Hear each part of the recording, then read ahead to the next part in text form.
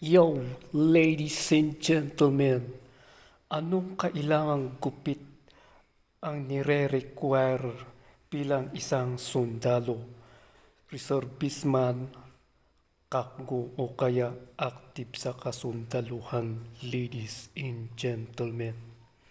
So ano nga kayang gupit ang nire-require po? So bago po ang lahat, subscribe, comment, like, and share po para updated po kayo sa ating mga videos. Salamat po. So ayan po, ladies and gentlemen.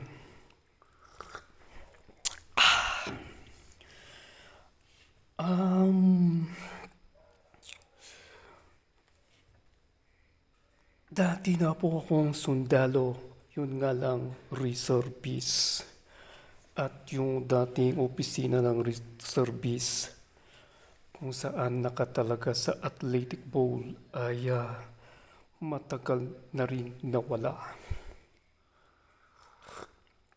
So ayan po, napabayaan ko ang pagpapagupit, humaba po ang aking buhok. At ngayon ay may nagpamasahe po sa akin, ladies and gentlemen. Hindi ko po alam ay isa po pala siyang army o kaya kabady, kaparo, ladies and gentlemen. At siya po ay aking superior, ladies and gentlemen. So, nagkwentuhan po kami dahil napansin ko siya po pala ay isang army.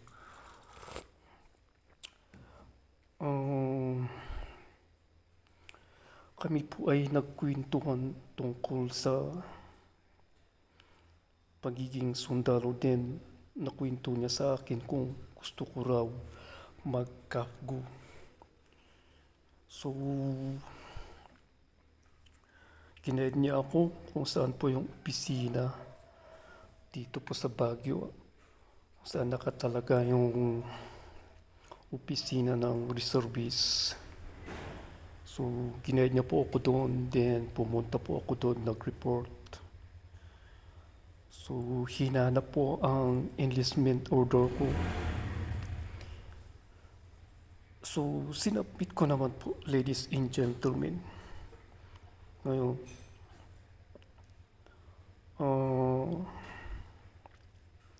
dahil nga po, interesado po ako sa sinasabi nilang papasukin kung kafgo ay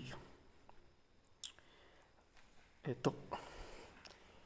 Naisip ko na pong magpagupit, ladies and gentlemen. So, ano nga bang klaseng gupit ang kailangan para matanggap ka sa kafgo bilang isang sundalo? Bilang isang sundalo sa inyong lugar. Kasi po, kafgo. Pagka sinabi po natin kafgo kasi ito ay mga sundalong nakatalaga mismo sa kanilang lugar mismo, ladies and gentlemen. O kaya sabi ng isang opisyal kung willing daw akong madestino kung saan po ako ididestino, ladies and gentlemen. So ayan po, naisip ko pong magpagupit at ayan na po, ladies and gentlemen. Ginugupitan na po ako. So, bukod sa pagpapagupit ay kailangang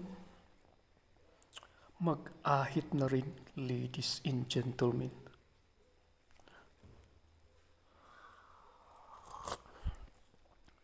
So, ayan, ladies and gentlemen, ginugupitan po ako. At ano kayang klaseng gupit ang kailangan po rito para matanggap bilang isang kafgo, ladies and gentlemen. So, nung nag-report ako sa opisina, sinubmit ko lahat ang pinare-require po sa akin. So, sabi naman po sa akin ay ako ay i-update So ang mahalaga ay ako po ay nakapag-submit na at nakapag-update na po.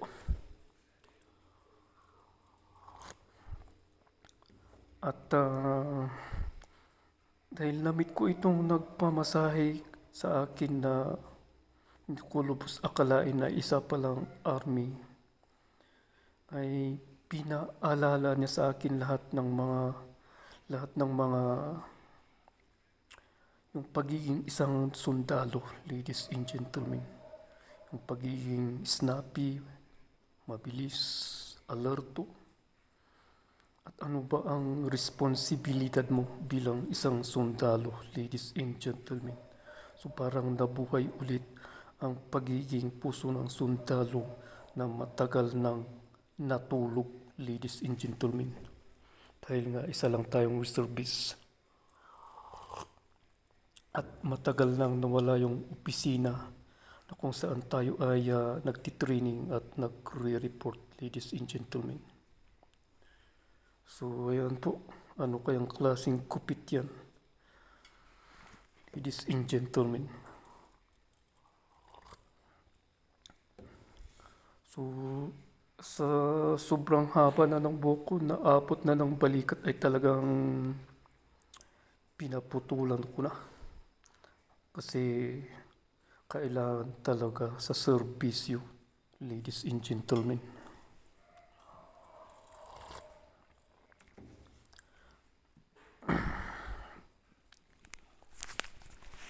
So, parang naisip ko dito, ladies and gentlemen, na hindi porke reservist ka lang ay wala ka palang kwenta. Hindi po. Dahil sundalo kang reservist ay talagang meron ka pa ring responsibility sa ating bayan kahit papaano.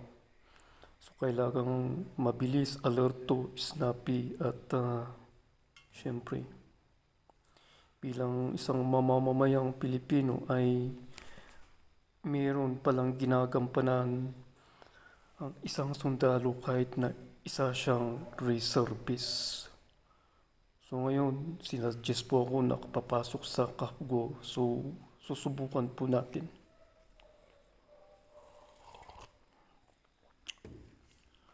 Susubukan po natin kung paano maging Kapgo. So dahil nga po sa interesado ko, talagang yung mahabang buko na hanggang balikat ay talagang pinaputulan ko na. At ang ating kupit ay halos kalbo na, ladies and gentlemen.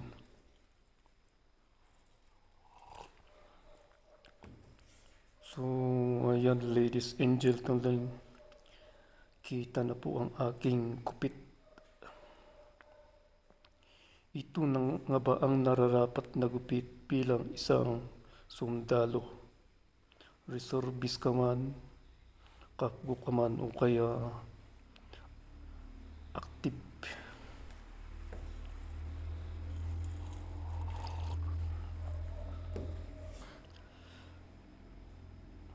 So ayan, ladies and gentlemen, talagang inaayos ng barbero na ito ang aking kupit, ladies and gentlemen.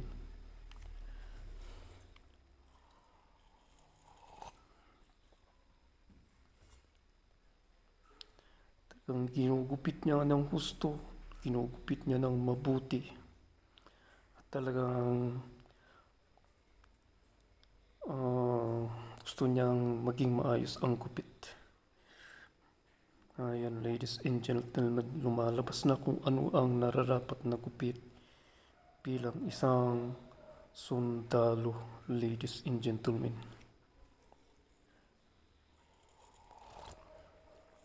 So ano nga bang klaseng gupit ito, ladies and gentlemen? Talagang inaayos-ayos na talaga, no, ladies and gentlemen. So ang video na to ay talagang walang May cut man ito pero yung hindi na mahalagang video. Pero ang video na to ay talagang ganito ako ginupit mula sa simula hanggang sa dulo. Walang cut ito. Walang cut ang video na to para dito sa paggugupit, ladies and gentlemen. So makikita po nyo, ladies and gentlemen, kung paano niya ginupit ang aking buhok para sa gupit na kinakailangan sa serbisyo, ladies and gentlemen.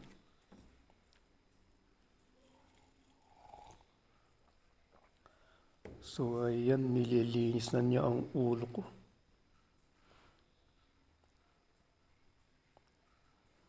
So ayan, ladies and gentlemen. Naglalagay pa ng pamparelax alcohol. So ayan na po ang gupit natin, ladies and gentlemen. Ayan, inaayos niya, talagang kinukurtihan niya, ladies and gentlemen. Para ang gupit natin ay talagang maayos at talagang isang gupit talaga na pang serbisyo talaga, ladies and gentlemen.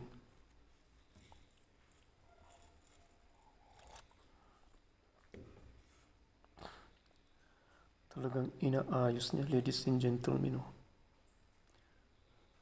Galing ng barbero na ito. So ayan po. Marahan niyang inaayos ang aking gupit. So ayan, ladies and gentlemen, maayos talaga gumupit ito, no?